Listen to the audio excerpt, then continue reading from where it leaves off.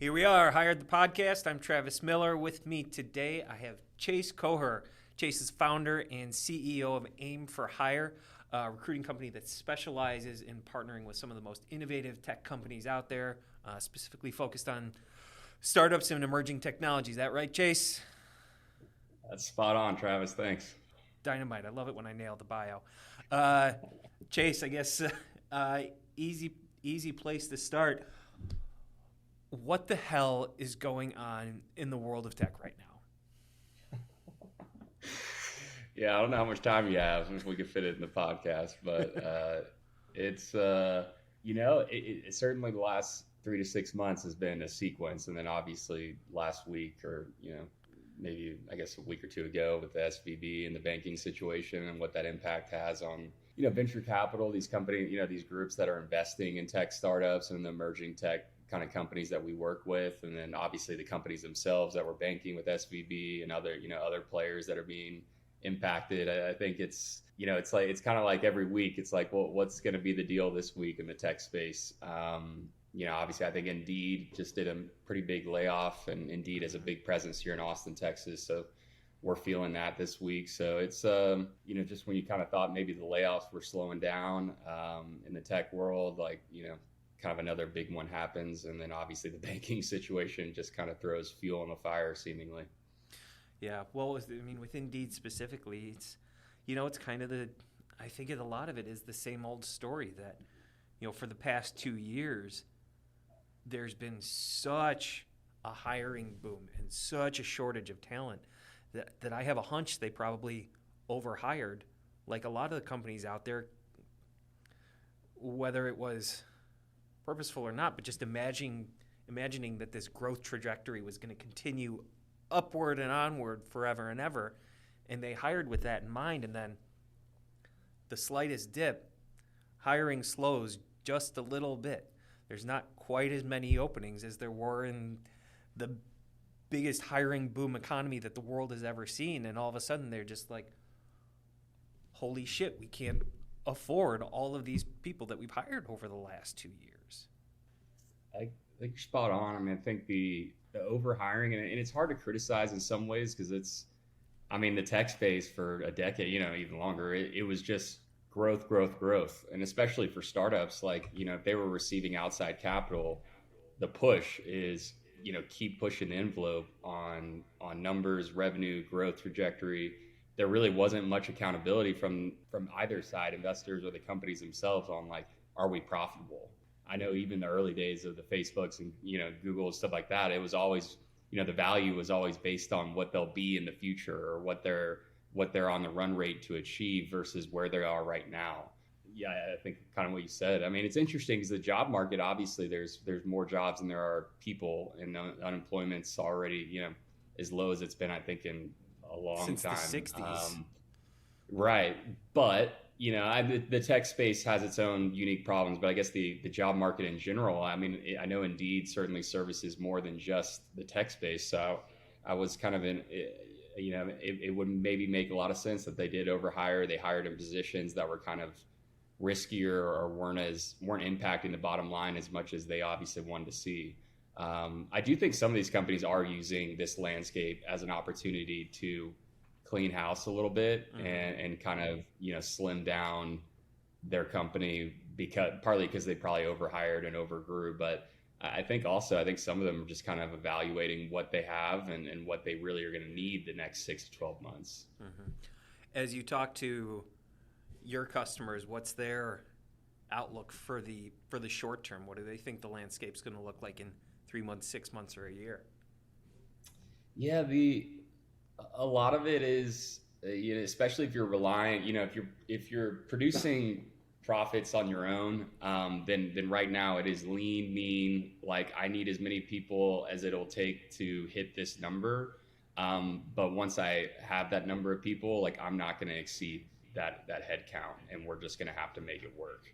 I think a lot of these startups, startups is a broad term, but any type of company that's really relying on outside capital to help them kind of move to that next stage, they're having a hard time raising additional outside capital because the valuations of their companies have dropped from what it was 6, 12 months ago.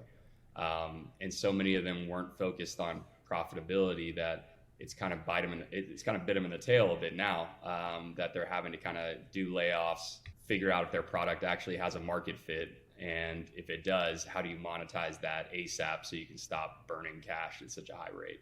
Mm-hmm. So I think the 6 to 12, to be fair, like I think there was optimism in the tech world probably like by mid to Q3 of this year. But with the SVB thing, and there's still a lot to be determined on kind of how that'll play out. Will that impact inflation again? Will that kind of start messing with company valuations and funding? I think a lot of companies right now are kind of just in a little bit of a unknown at this point. Do you foresee a little bit of a plateauing of new companies, new technologies, more investment in traditional startup organizations? I think so, and probably not like there. I don't think there'll be as many of those startups that you maybe read about in the news of like they're doing something super wacky, unique, cool. But it might not be a fit for 5 or 10 years, or it might be a new category that someone's trying to create. I think you're really going to struggle in a company like that, where it's like you're doing cool work, but does it actually generate money? Is there a need for that product? Or is it just a feature that your hope is one day Facebook will acquire you and they'll just feature it as a feature on the platforms that they offer? I think I was listening to another All In podcast or something like that, and just talking a lot about how there's like in the software space, there's a lot of these companies that are they're taking an app that's already created, but they're just creating a different customer base. So they're kind of almost not copycatting per se, but they're coming out with companies and they're just like specializing in dentists versus instead of private practice doctors or instead of hospitals. It's kind of like targeting little segments, but is there anything different about your software, or is it just something that really is just serving a different community that's already been, than your competition? So I think it's, I think those kind of, I don't even know how to describe it. Like those just far-fetched type startups, I don't think there'll be as many of those in the news or receiving kind of the crazy amount of money some of those companies have been in the past.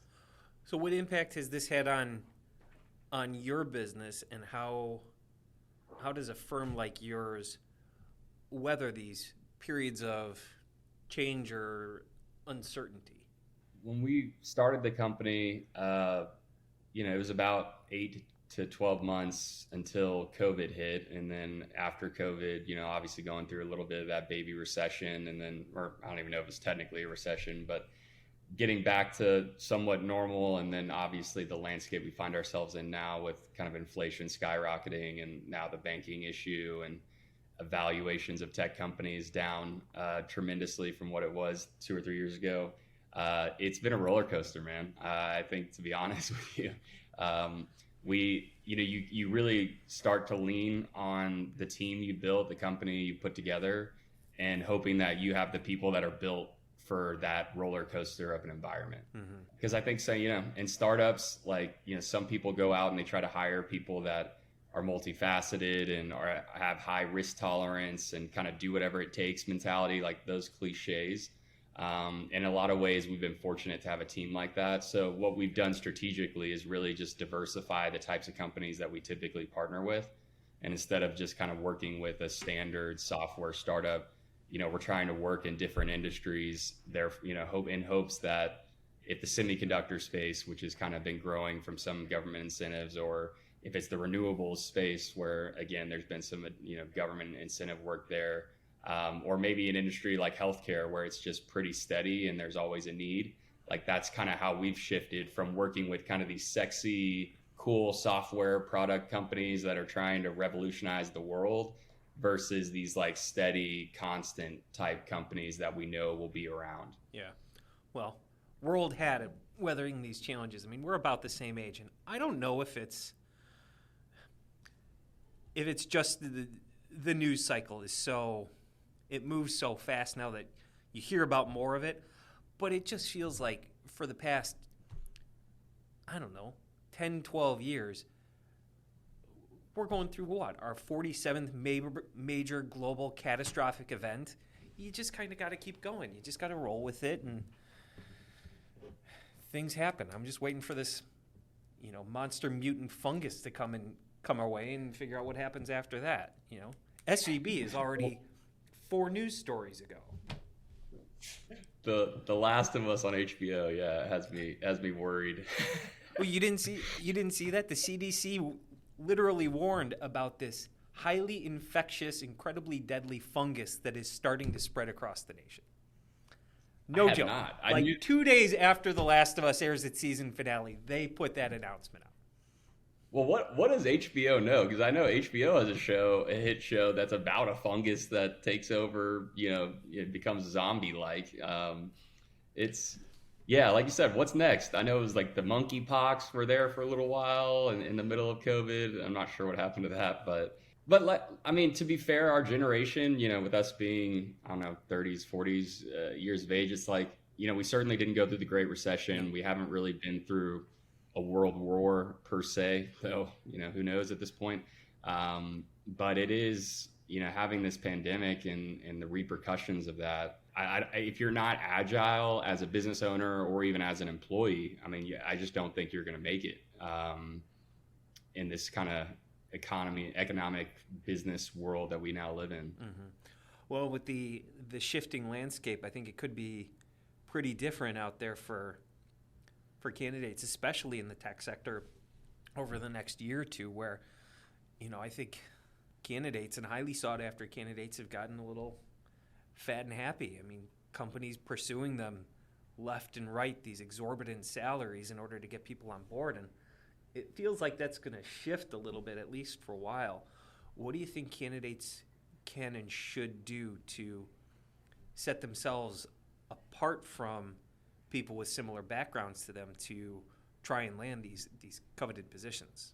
Yeah, I think you've hit the nail on the head that, it's this leverage pendulum that, it was in favor of the employee or the candidate for, at least in the tech space, which is what I'll speak to mostly here because that's what I know. But, there was more demand for the talent than there was for the company for talent to be in a company. So I think like you hit on it, that pendulum might be swinging a little bit.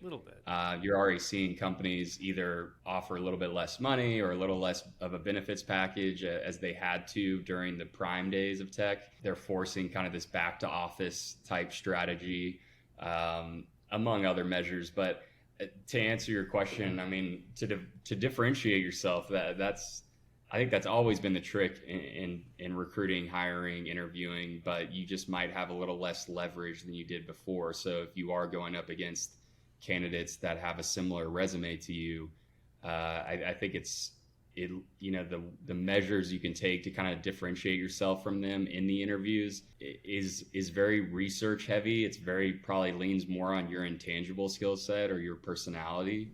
And I'm a big research guy. Mm-hmm. I don't meet with anybody without stalking their LinkedIn profile and Googling them and trying to understand where they went to college, how they got to where they are in their career.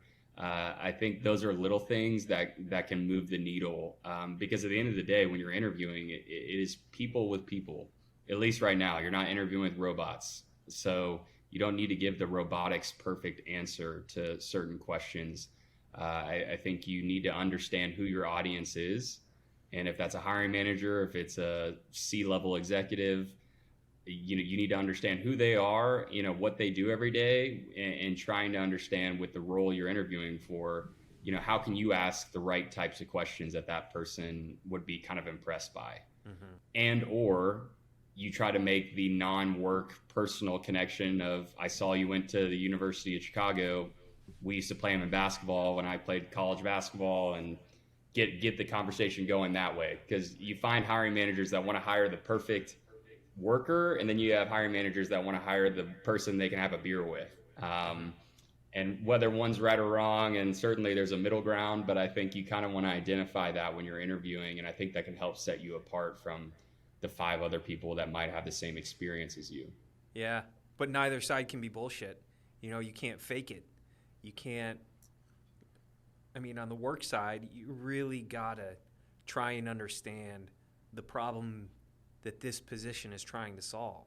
How are you going to make somebody's life easier, better, make things move faster, make them more money, help them be more successful? And how can you solve that problem? And on the flip side, on the personal side, I hate it when I have like a salesperson reach out to me and be like, "Hey, you're from Chicago. How you like deep dish pizza?" It's like, come on.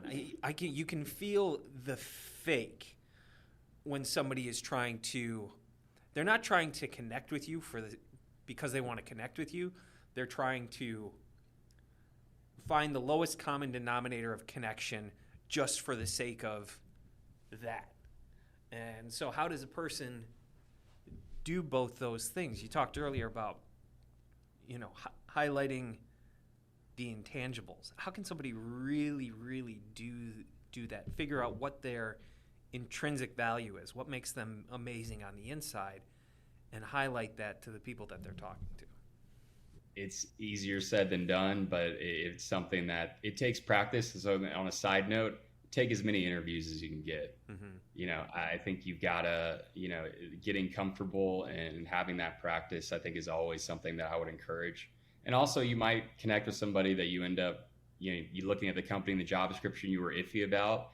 But once you speak with the person that might be your boss, the game could change if you guys really connect or really get along in a certain way. So I think you're spot on in like trying to find, instead of getting generic answers of, yeah, I've done this or I've done that, thinking about the job and thinking about that manager and how to make their life easier, and then give demonstrations or give tangible examples of kind of maybe when you went above and beyond, or maybe when you kind of exercise your intangible skill set to achieve something. I think, again, it sounds a bit generic, but I do think, aside from just answering with, I did this, I did that, I think giving a specific example of when you handled ambiguity or you handled an opportunity where you kind of went above and beyond, just to demonstrate kind of the type of worker that you would be to that hiring manager. Yeah, I think so many candidates fall in the trap of they do too good of a job at answering questions and don't take enough time to ask questions. I mean, it really should be a conversation. This is a two-way street. And when the person you're interviewing with, when they ask you a question, I don't think you always know exactly what they're asking. And unless you can converse, unless you can ask clarifying questions to really try and uncover what they're asking, why they're asking it, and what answer they're hoping you're going to give, you're just kind of guessing when you answer their first question. And there's still that almost subservient mentality that I think candidates have, that no matter what the economic situation is, they still feel like they're interviewing for a job and they should be grateful to have that opportunity, whether it's conscious or subconscious. But no matter how far the pendulum swings, it still needs to be a two-way street, and they still need to take ownership of really understanding what the questions are being asked and why they're being asked. It's so hard to do because we've been ingrained for so long that you need to answer the question as best you can instead of trying to understand why the question is being asked. That's deep, and I love that. I think you gotta. Sometimes a good question is the best answer. I think if you can probe, what we do formerly in sales. In sales, you want to be the first one to ask a question in a conversation, and you want to probe until you understand what the landscape is, and therefore, when you get the questions back, you know how to answer them according to what you learned in those first 3 or 4 questions that you got to shoot off. Mm-hmm. I think the Chicago and pizza thing is pretty weak. So I'd hope that no recruiter of mine has ever sent anything like that. But like you said, maybe if it's a genuine connection or something that changes the quote unquote stranger to stranger interview to a conversation or to a more personal, relaxed, informal type conversation. However you can disarm that situation, I think it's worth at least kind of calculating or kind of taking into account measures you could take to kind of bring those walls down. Because listening in and conducting interviews myself, so much of it is you get the formal answer. Like you said, like people are so good at formally answering questions they've, you Google the top interview questions to answer, I'm sure they're just like scripting it off. So I think, how genuine can you get, and how can you kind of bring those walls down as soon as you can within that interview? Mm-hmm. And for the interviewer too, I mean, to be able to not just ask those top 5 popular interview questions. Tell me a little bit about yourself. Tell me about a time you've been challenged. What's your biggest weakness? Who cares? Right. None of that means anything. Well, there's not a lot of training goes into, like, some people become managers and then they just, they're taught, like, these are the documents and the paperwork I need from you every week documenting how your team's doing. They don't really talk about, like, how to interview and identify talent, or to vet out and determine, like, what you need on your team. I think, I always use basketball analogies, but it's like a team of 5 Michael Jordans might not work as well as one Michael Jordan, a bunch of role players, and not a bunch, a couple role players. Obviously, Scottie Pippen, I'm not calling him a role player, but you get my drift. Is like, you need the guys that are willing to rebound like Dennis Rodman and do the dirty work. You need the guys that can shoot threes. I think putting together a great team, it doesn't always mean you need to hire the 5 best people or best resumes you've ever seen. Well, it was you. I was doing exactly what you were talking about before, stalking your LinkedIn profile, and you just posted that video from Adam Grant, right? About the Miami Heat, and how one of the biggest pieces to the Miami Heat's success was Shane frickin' Battier, or how there was a study that World Cup qualifying teams, the most World Cup qualifying teams, didn't have the most amount of talent. There's a level where star power becomes a diminishing return. And, to kind of take it back to the skills that people don't have, it's a huge flaw in the business world that the people that do well get promoted to leading, and they get no training in leading. And the people that do well in leading get promoted to a position to hire people to bring onto the team, and they get no training in how to do it. And hiring someone to your team, or deciding to join a company, are some of the most important decisions you're ever going to make in your life, and definitely some of the most important business decisions you're ever going to make in your life. And nobody's got any training in it at all. Most people are terrible at it. They're terrible at interviewing. They're terrible at being interviewed. How do they get better? How do they get better, Chase? Well, if I had the perfect answer here, I'd be making more money than I'm making right now. I'll tell you that. I'd be interested on your take as well, obviously, but I think, as a candidate, as an interviewer, but also as the interview, if you're a company and you're trying to improve your ability to identify and talent, I think a lot of it's old school, man. I think a lot of it is research. It is talking with people that are managers that have had that experience before, reflecting on what good and bad decisions they made. I will say, somebody that's been in management for 5 or 10 years, they probably, especially if you have a genuine relationship with them, they could share some quality advice on maybe some mistakes they made and some things they felt like they did well. But ultimately, I think that's the uniqueness of being a hiring manager and being in a position like that is you can add your own flavor to an interview process. You can find a different way to identify talent.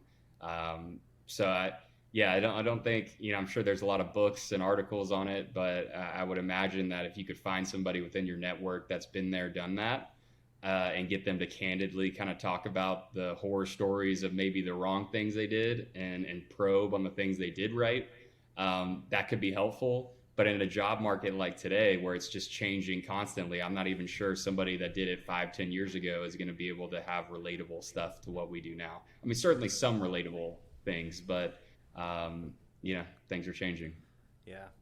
So I know the pendulum appears to be swinging a little bit back towards away from this ridiculously strong candidate-driven market. But I don't think it's going to swing that far.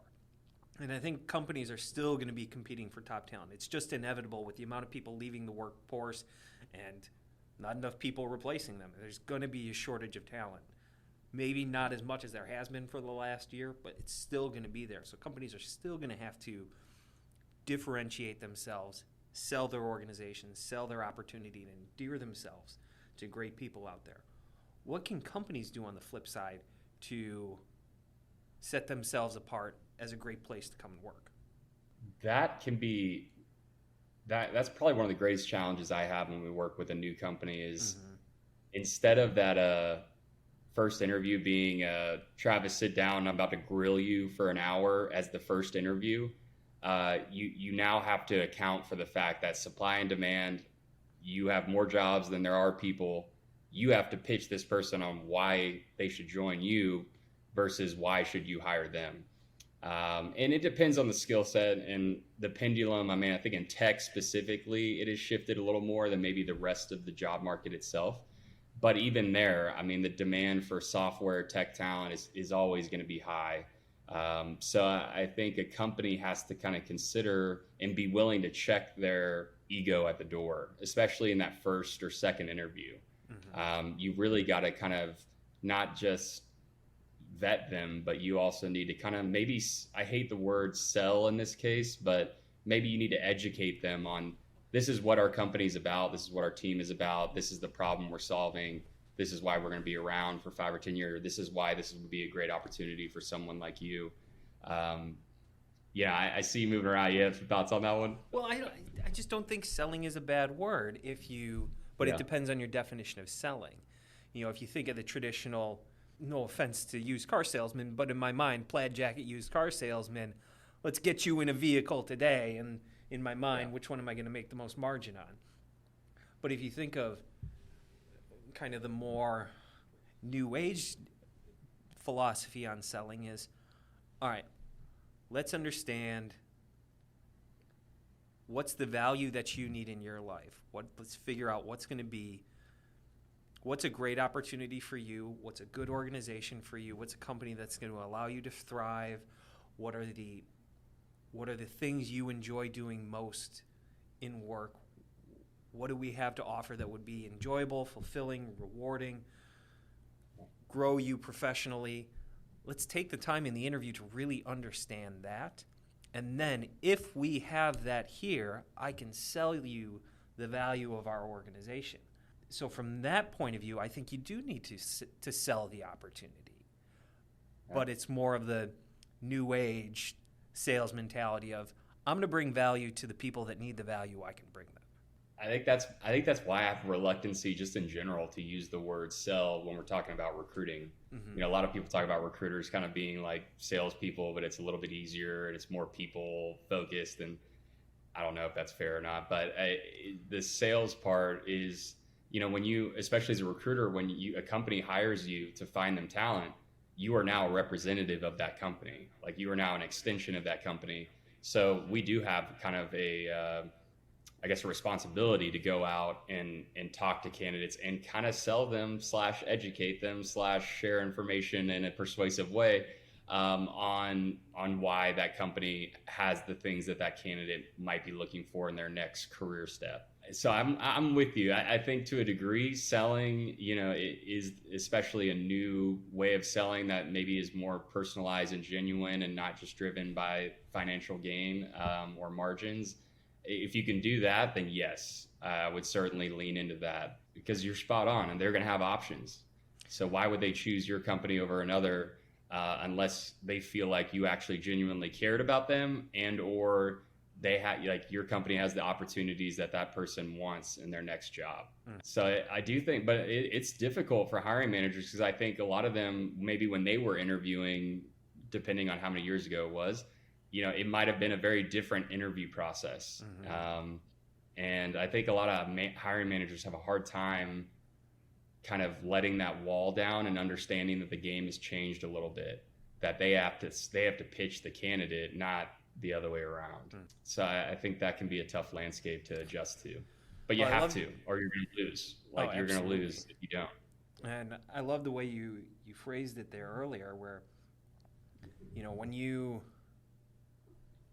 partner with a company as a recruiter, you become an extension of that organization. You become a representative out there in the market, which is why it drives me crazy when a recruiter's trying to work with a company and they're speaking with one individual at the organization, and that individual puts a wall up. And they say, I'm the conduit. Everything goes through me. Don't talk to anybody else in the organization. I've given you all the information that you need. You should be able to find a candidate that's right for this job. That's that old mentality that this is the job. We need a resume that matches this job description. You'll bring them to us, and they will be grateful to come and work for our organization. But it's not the case. We need the companies that are going to thrive in any market, but particularly in a tough candidate-driven market, are the organizations that understand that recruiting is a contact sport. It's a game where you need to go out there and you need to be in front of people, and the more information you can have, the more stories that you know, the more you understand what an organization is doing and the value that they can bring to somebody. To circle it back, then the better you can be at being that conduit, at being that representative for the organization out there in the marketplace to identify and attract, and whether it's a bad word or not, sell the opportunity to the people that deserve to have it sold to them. Yeah. You change, adapt, or die. I mean, some of these companies, hiring managers and candidates, you got to understand that things are changing. And I think if you aren't willing to get with that and try to better, like you said, maybe educate, sell candidates on things, your team won't be performing because you're understaffed, and then your ass is in the hot seat, not in reverse. So I think you got to find a way. But what you said was too often true, is that the hiring manager, we have these issues all the time where we'll have a hiring manager, like, they'll love 10 candidates, and the next stage of the interview process is an interview with the team or with another stakeholder, and they go do that and they keep bombing it. Mm-hmm. And it's like, what's going on here? And it's like, okay, well, you have a hiring manager that just kind of knows exactly what they think they want in a job description they think that they created, but the rest of the team isn't aware that that's what this role is. And some of these companies, they use the same job description over and over. They have the same team. It's like, okay, we're hiring another one, like same job description as 6 months ago. And it's like, that's a little concerning, but same job description as 4 or 5 years ago. Yeah, exactly. And job description, that's a whole different conversation. I think there are unique ways to write, job descriptions. I do think there needs to be a little more focus maybe on kind of what exactly you're looking for. That's not just cut and dry like everybody else's, but how do you differentiate it from everyone else's? It's tough. Yeah. When you have, a page and a couple paragraphs, because like you said, you don't really get the opportunity in a job description to ask the candidate, what are they looking for? What's their motive? Because if their motive is career mobility, like, you might have not put that in the job description because you weren't thinking that way, and you lose out on a great candidate that could have been a good fit. Yeah. Job descriptions are tough. Job descriptions and resumes they're tough because, what's the goal of a job description? What's the goal of a resume? It's to start the process. That's all a resume is for, is to get you that first ounce of consideration. What's a job description for? It's for a candidate to see it and say, that's a job I could be interested in doing.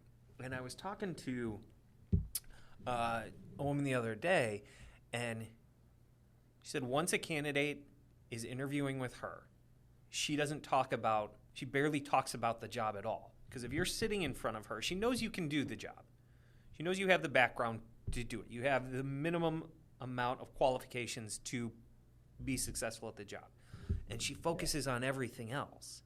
She focuses on all that intrinsic stuff that you were talking about that really sets people apart, because that's the stuff that can't be seen in a resume. And I think a candidate should almost take the same philosophy where I've already read the job description. I know it's a job I can do. I know it's a job I'm interested in doing that work. I'm going to spend all my time interviewing about the company, about the culture, about the vision, about the future, about the potential, because I already know about the job. I want to know about everything that's not in the job description. So how do candidates interview for that? How do they really dig in beyond what the job is to figure out if it's an organization they want to be at for years and years and years to come? Yeah, you certainly look at the company mission and value statement, although I don't know how much weight that carries. I think maybe you did, and I also don't know if you necessarily go to Glassdoor and base your entire opinion off that either.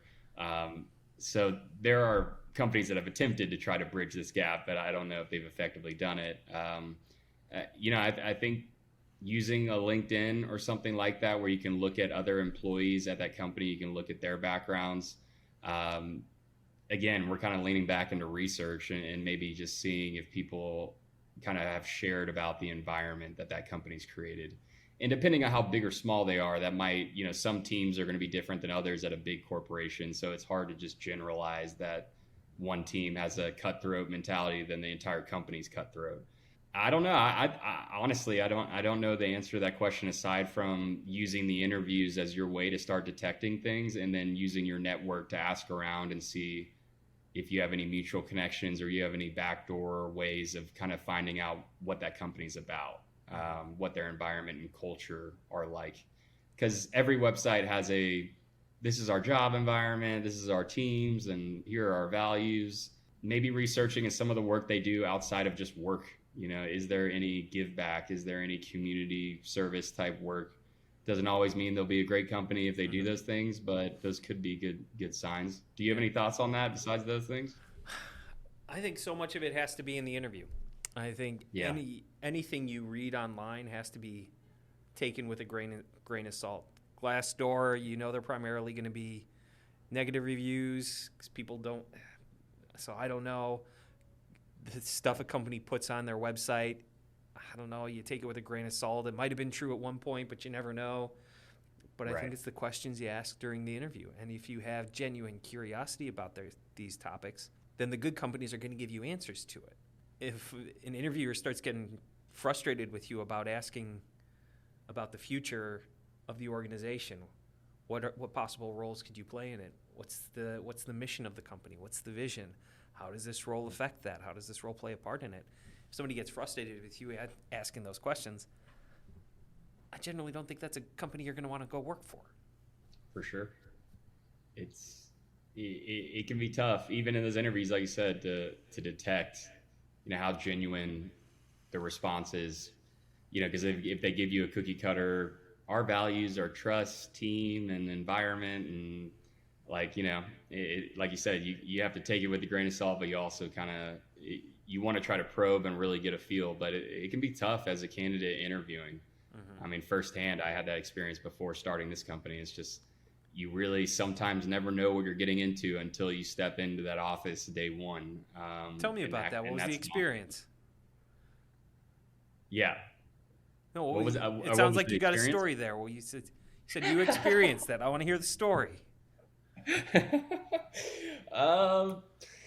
To be fair, I've had 2 jobs prior to starting this company 4 years ago, so I don't have a lot of experience, and it'd be pretty easy to figure out which company I'd be talking about. So, to be honest, it was really the last company I was with would hit on what you're saying as far as the resume really just being the first step, because the first interview I conducted, we went through my resume, and then after that, most of the people I interviewed with hadn't seen my resume, had no idea what college I went to, what I did before then. But to be fair, they put a lot of value on knowing me as a person. And if I had that skill set, they cared less about my quote unquote experience and more about who I was about and what I wanted to achieve. So I give them a lot of credit for that. But I think, companies are all different. I think sometimes I've just had too many candidates that I've recruited, in the past that thought the job would be one thing and they get in there and it's different. And as a startup, especially, a lot of the companies we work with, they're super conscientious of that. I'm personally conscientious of that when I'm interviewing people, because we're a 15-person company. So if you think you can come in and you're going to work 9 to 4 and there's going to be all this process and structure, that is not the case. And I do my best to articulate that. But I think, sometimes you either don't get that across, or maybe you're not as blunt as you need to be on the bad parts of the job. Because every job, there is something that the candidate and the employee is not going to want to do. And I think as an interviewer, sometimes you have to be candid about, here are the selling points, but also here are our shortcomings. Here's where we really suck, and hopefully you can come in and be, help improve that. or you can bring ideas on how we could fix that. I've always appreciated companies that really were kind of open about the good, bad, and the uglies of their group and the company before they talk about the job. Yeah. You don't want a candidate to be surprised when they're so excited to get started. Right. And in the market, I mean, like, we've been pretty good economically over the years, but, if someone's really desperate for a job, they start overlooking the things that might be problemsome, or they just don't calculate it into their decision, and then they get in and realize that they made a huge mistake. And I feel for those people, because that's just I'd imagine that's just a terrible situation to be in if you get into a job and it ends up just being a disaster. Yeah. Well, I'm sure it's not for people that go work for Aim4Hire. So, Chase, this has been great. Any last thoughts to add? Anything else you want to add to the conversation?